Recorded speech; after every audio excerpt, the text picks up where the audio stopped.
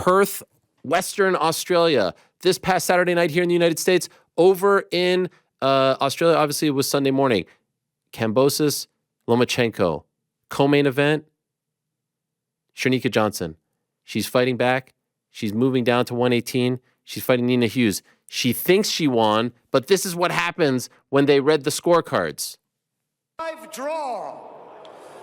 Judge Keatley scores the competition 96-94, and Judge Nakamura scores the competition 98-92 for your winner by majority decision, and still the WBA Women's Bantamweight World Champion, Nina Hughes! A lopsided scorecard of 98-92 favors Nina Hughes and pulls a majority decision to go to 7-0 and retain her world championship on a night where Cherneka Johnson seemed like she was in control down the stretch and had a 167-133 connect advantage. And by the way, Nakamura, who had that 98-92 scorecard, will be the referee for Lomachenko. 95-95. Keatley scores the competition 96-94. Nakamura 98-92 for your winner by majority, fighting out of the blue corner. Oh my God. This is the best part. Is this guy for real? Golly. I'm dead. Is this guy Lieutenant Dan Hennessy for real? That was for real, and this is for real. Cherneka Johnson, the new WBA Bantamweight champion, is joining us at 5:10 a.m. over in Queensland, Australia. Is that accurate? Correct. Good morning. How are you? Good morning. We've had a lot of Australian fighters join us early. I don't know if it ever worked out to where it was 5 in the morning, so I really appreciate it. Thank you so much. How much do you hate us right now? No, you're all good. You're welcome. I'm an early riser, so it's a part of my morning routine. Well, much respect. And I learned this yesterday when we were texting at 4:30 in the morning, and you were on the treadmill the day after the fight. You don't even take a day off after you go 10 rounds? You know what? My mind was just buzzing, and I felt like I need a bit of time to myself just to reflect on everything. So I was like, you know what? Let's just go get some steps in and cruise on the treadmill. What time do you usually wake up? 4:35. Wow. Okay. All right. So this isn't so bad. I was feeling very guilty about this, but now not so much. Please don't feel guilty. Okay. Well, congratulations on the win. This clip is everywhere. It has gone supremely viral. Can I ask, how many times have you just watched that sequence over again? A fair few times over the last, day or two. What are we? Monday. No, Monday Tuesday. morning. Tuesday morning for you. Tuesday. Yes, Tuesday. Sorry. A couple of times. The feeling is just something I've never experienced before. Like, it's pretty crazy. Like, watching it again just then, it was like there was butterflies in my stomach, because it's just how do you go from such a low point to trying to celebrate such a high point, So here you are fighting for the belt. You're in Australia. A great performance. I thought it was elementary. I thought you did more than enough. And as they're reading the scorecards, I think the first one that they read was the draw, and I thought that was interesting. But then the next two, I was like, all right, she's got in the bag. What are you thinking in that moment as you're hearing the initial scorecards being read? What is going through your mind?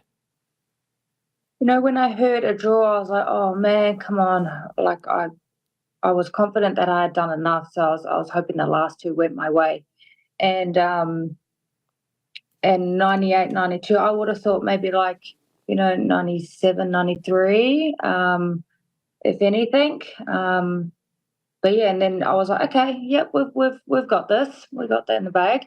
And then I felt the referee actually grab my hand. So I was sort of half ready to put my hand up too. And then it went to and still, and I was just, my heart sort of sank, and I was like, oh wow. But me being me, I was like, okay, humble in defeat. You just take it on the chin. This is boxing. I wasn't prepared on TV to kick up a stink about it. And yeah, it was like, it really was just a big low, a big low. And so then there's a little bit of commotion, and then the ring announcer starts reading the scorecards again, and the look on your face suggests like you seem kind of annoyed. Are you thinking that there's a potential mistake, or are you thinking you have to go through this all over again? What's going through your mind as he starts to read them all over again? Well, I was actually thinking, yeah, maybe they might have got the scores wrong, and then to be like, okay, and you, and then my hands are raised. It was just like, what's happened here? What the actual has happened here?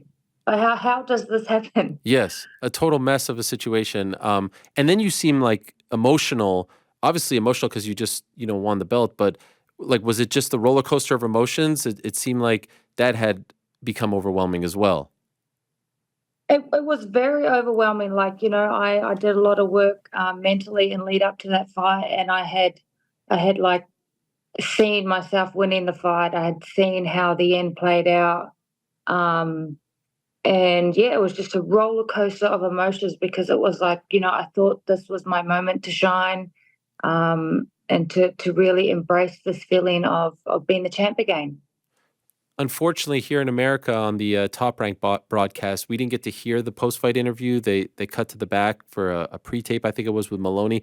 Did you get a chance to address the crowd, to speak in the ring? And if so, what was that environment like? Were the people behind you or were they against you? I did get a chance to speak, and the people were definitely behind me. Like when my hand was raised, everyone was cheering, everyone was clapping, and it was the right decision. But it was so hard in that moment to be like, wow, this is my moment. Like, it was unreal, the feeling. But everyone was supportive, and I think the real boxing fans know that I had won the fight. Like, this is pro boxing, and like, punches landing on guard, and that they don't win fights, and jabs do win fights. Did you ever get an explanation as to what happened? Was this just a case of him misreading the scorecard, or was there some other issue at play? Yeah. So what had happened was the referee actually come and see me after the fight, and he had seen the scorecard before the announcement was made. So he was like, I knew the scores, so I was ready to raise your hand. And then when it went to Nina, I was like a bit shocked, and I was trying to hold Nina's hands down, but she put her hand up herself. Golly. And then, so yeah, I didn't really get an explanation. It was just like, come back to the center of the ring and then start announcing the scores again. I saw on Facebook, I think it was, the ring announcer apologized, and it does seem like he is gutted. And I can't imagine the stuff that he has received, and social media could be a pretty crappy place when something like this happens on such a big stage. And I think you saw his apology as well, because I saw that you responded to it on your Instagram. So Yeah. I'm just curious if you feel like it is sincere, and if you're willing to just move on from the moment and accept the apology. Like, I try not to hold on to grudges or anything like that. Like, that was a huge moment that was sort of like taken away from me.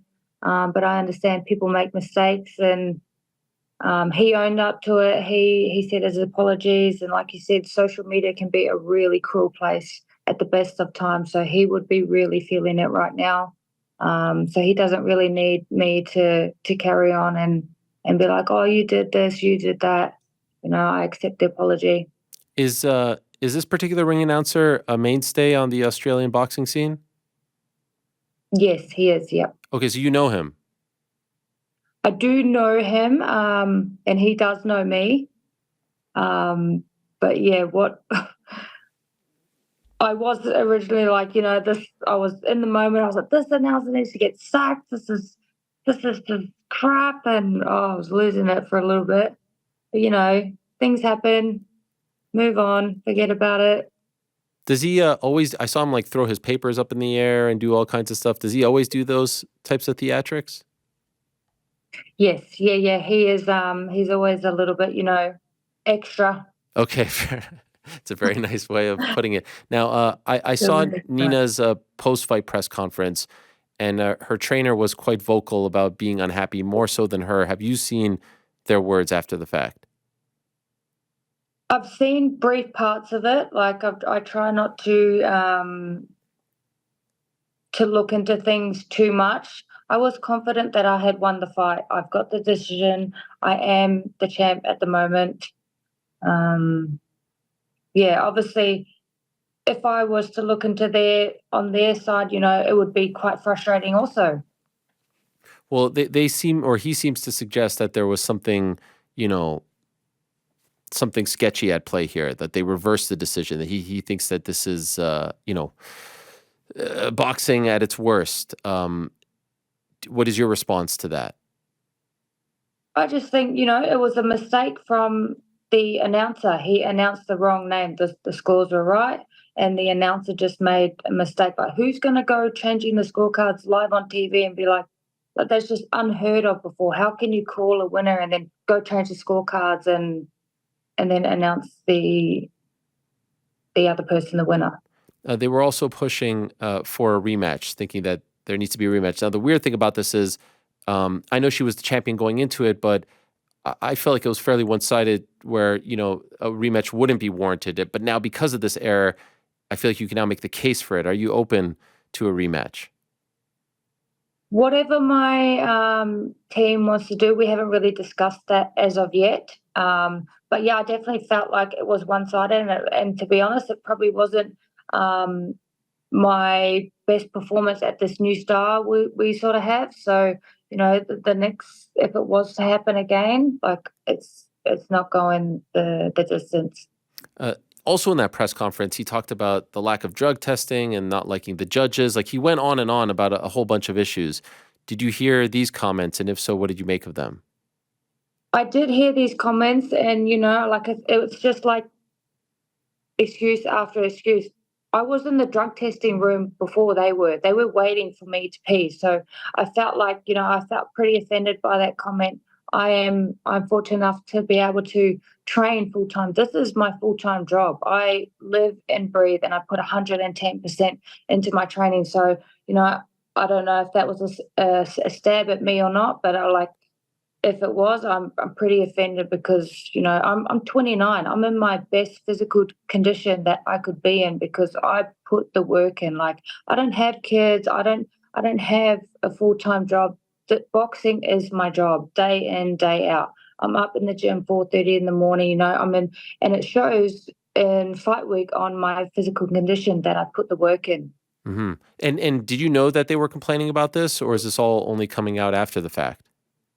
This is all only coming out after the fight, like I said, and like Lou said, I was in the drug testing room before them, and then I've gone on stage and said that. By the way, this was your first fight at 118, right? You went down to Yes. bantamweight. Yeah. Why did you make that move? I felt like I was going to be the stronger down at 118, and that definitely was the case. In the fight with Ali Scottney, I felt like I was a little bit smaller in there. And I fought at 118 once before, a few years back, against Shannon O'Connell. And now that I've got, my weight control, weight cut down pack, I think I'm going to do really good down at this division. You have had memorable moments in your fight career so far. This one is just another to add to the list. I think you came on a lot of people's radar in your fight against Susie Ramadan when you had that insane gash that you had to overcome. Do you feel like that was a turning point in your career, that because that picture and those scenes and just like your face afterwards and just how deep it was, and then the aftermath, it went viral. A lot of people got to know you for the first time and really upped your profile. 100%. I felt like from then, that's when a lot of the boxing fans started tuning in and seeing that, I have heart. I am a fighter. And another one like this one has just gone viral. So I think, more people are going to see Sugar Neekz. Do you feel like prior to that, people weren't taking you seriously as a fighter, didn't think that you had that grit and that heart and determination? Yeah, I definitely think that. And, it only takes one opportunity or one moment to shine for people to really see the potential you have. And I'm glad that people can see that, I've got that potential. By the way, which side was that on? Like, I don't see any scar. Oh, there Where you. there, can you see it? Very tiny. Yeah. Wow. It really healed nicely. It did. It did. I did a good job on maintaining the scar tissue, and my cut man, he was he was good that night. How many stitches? 12. 12. And how long before you were able to get punched in the head again? I think it took me a good 10 weeks before I did any sort of contact. Yeah, it was a long recovery, that one. Okay. By the way, I think you just recently celebrated your birthday, right? A couple of months ago?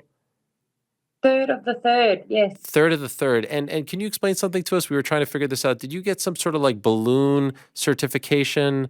Balloonia? What is that you received? I went hot air ballooning. Okay. And so what do you get Yes. you get a I think it's a fellow of the Royal Australasian College of Ballooning. That's who gave you this certificate? Apparently so. Like, it was a really cool experience. I was like, oh, cool, I get a certificate. And I had a pretty cool quote on there. So I was like, this is cool. Is it terrifying? No. It's No, not. I Wow. would highly recommend it. I actually really love a little bit of adrenaline, so I'm all about it. Yes, I when I said that, when the words came, out of my mouth, asking a boxer who's had a gigantic gash on their head if hot air balloon was terrifying, it did sound stupid. So I apologize for that. We actually have someone No. in the back over there who's a gigantic fan of the television show The Challenge, and I think you were on the Australian Oh, yeah. version of The Challenge, Yes, right? I was. Yes. Yeah, that was an experience. Wow. Is there any chance that you will transition to the American version? He only really watches the I guess the mainstay one, the staple one. There's the offshoots. Is there any chance you get to Yes. the big one, or is it more If regional? they offer me opportunity, they're probably going to see the show and they'll be like, oh, we might get her on there. So if they offer me the opportunity and it doesn't collide with any of our camps or future fights, I would love to. Okay. And how did you do on the show? I did myself. I did surprisingly well. First time being on what are we called, reality TV, and it was sort of like a group thing. So my partner at the time, if you don't make good connections in the house, and your partner at the time is not up with your level, then you're not going anywhere. Okay. I was good with everyone in the house. I didn't get the win, but it was very competitive. Okay. I don't need to tell you this, but you obviously don't mind, leaning into your femininity, to put it mildly. You get what I'm saying, and it's part of your marketing and who you are, and I think that's great. No issues there. I'm just wondering if you feel like some people give you unfair criticism or don't try to take you seriously as a boxer or try to knock you down a few pegs because you are maybe unconventional in that regard. Definitely, there's always going to be haters. Like, you got to do what you got to do to market yourself, and you got to use what you have. I'm strong. I have a fit body. I work for my body, and if you can use that a little bit to your advantage, then why not? And do you feel like it does more, like it probably gets you more attention than not? So, who cares about the vocal minority, right? Like if you just type in your name on Exactly. YouTube, some of your videos have insane views. So who cares about that minority that might be criticizing you? That's right. Like, the more people that are talking about you, the more your name gets out. Like, I'm always one to be like, do what you want to do. Do what makes you happy. Like, I'm not doing this to intentionally upset anyone else. It's just them personally taking things personally to them. But that being said, you are a pro boxer. You're a champion. You were a champion prior to this fight. But there's also the influencer scene that makes a lot of noise. Do you ever get people that say that you should be there and not in the traditional boxing path? And does that annoy you? Do you know what? I've actually never had that comment or seen that comment to myself directly. I think, I would probably be pretty offended if someone was to be like, look, you should be in that influencer scene, because that's definitely not where I belong. I've been in the boxing game for the last 13 years. I started in 2011 with the Australian amateur boxing team. So I've lived and breathed like boxing for the last however long it's been that I started. Yeah, and you continue to prove that you deserve to be there on big cards like this one, co-main event of such a gigantic card with George Kambosos unfortunately not prevailing against Vasily Lomachenko. And so what do you think is next for you? If it is not the rematch, who would you like to defend this title against, or what would you like to do next? I feel like I want to chase those other bouts, whether it's a rematch first or the mandatory next. I believe that Cherneka would love to come over and fight over in America. I've only fought here in Australia and in the UK, so I think I've got a lot of fans over in America, and I'd love to come fight over there. Yes, let me pull some strings. Let me call some people, and we can have you over here in America. What do you think of that? Would love that. That would be great. By the way, I'm just about to go to the Mike Tyson, Jake Paul press conference. As a traditional boxer, pugilist, how do you feel about this match? Do you like this for boxing? Do you not like it? This is a hard one because I know, I think Mike's all about, he really got around Jake and the way that he markets boxing and brings new eyes to the sport. Yeah, I'm a little bit on the fence here. He's a legend as it is. Like, if it's just for the money, then just for the money. But I don't think it's going to do anything for Mike's career. What does he gain from it other than money? Mm-hmm. What about Serrano Taylor too? Who do you like in that one? Amanda, I'm a big fan of Amanda. I really like her as a fighter, but then at the same time, Katie she's incredible also. So I'm a fan of both those fighters there. We're gonna have to wait and see on that one, I think. I'm on the edge there. Okay. Well, congratulations on the win and the performance, and for handling all of that with a lot of grace and class. I'm sure that wasn't easy, and I'm sure the aftermath and some of the comments aren't very fun, but you're handling it all very, very impressively. So congratulations, salute to you, and thank you very much once again. Even though you are typically up at this time, thank you for coming on at this time, because it's one thing to be up and about. It's another to do an interview at 5 a.m. So I appreciate it very much and wish you all the best, and congrats on the victory, and hopefully you can enjoy it from here on out. Thank you, Ariel. Appreciate that very much. Thank you for having me on. All right. Our pleasure. We'll talk to you soon. There she is, Cherneka Johnson, a.k.a. Sugar Neekz, who had that very, very memorable and now viral moment on Saturday night when the wrong opponent was announced as the winner. Thanks for watching. We appreciate it very much. Hey, if you like this video, give us the old thumbs up. Subscribe as well. You could get many more of these videos on the channel, so please do that. We would love you forever if you did so.